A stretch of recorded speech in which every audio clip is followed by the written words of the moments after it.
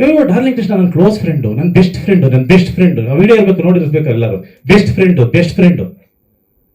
ಇಂಥ ಗುರುದೇಶ್ ಪಾಂಡೆನ ನನ್ನ best friend ಅಂತಂದ್ರೆ ನನ್ನನ್ನ ಮನೆಗೆ ಸೇರಿಸ್ತಾರ ಸರ್? ನಾನು ಹೆಂಗ್ ಬದುಕು ಬಂದಿದ್ದೀನಿ ಅಂತ ನೀವೆಲ್ಲರೂ ನೋಡಿದ್ದೀರ. ಗುರುದೇಶ್ ಪಾಂಡೆ ಏನ್ ಮಾಡ್ಕೊಂಡು ಬಂದಿದ್ದಾರೆ ಅಂತ ನೀವೆಲ್ಲರೂ ನೋಡಿದ್ದೀರ ಅಲ್ವಾ? ಅವ್ರನ್ನ ನನ್ನ ಬೆಸ್ಟ್ ಫ್ರೆಂಡ್ ಅಲ್ಲ ಸರ್. ನಾನು ಸಿನಿಮಾ ಡೈರೆಕ್ಟ್ ಮಾಡೋರೆ 2 ಪಿಕ್ಚರು, ಅದು ರೀಮೇಕ್ ಪಿಕ್ಚರು.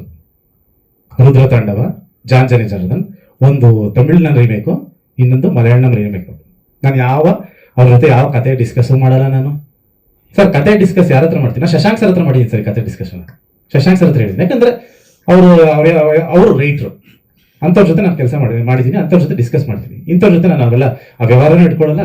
ಇವತ್ತು ಗೊತ್ತಾಯ್ತಲ್ಲ ಸರ್ ಇವ್ರಗಳ ಬುದ್ಧಿ ಏನು, ಇವರ ಉದ್ದೇಶಗಳೇನು ಎಲ್ಲ ಇವತ್ತು ಬಂದಿದೆ. ಅದಕ್ಕೆ ನಾನು ಲೀಗಲ್ ಆಗೇ ಕೊಡ್ತೀನಿ, ಮಾತಾಡಲಿ, ಅವ್ರು ಲೀಗಲ್ ಆಗೇ ಬರಲಿ ಅವರು.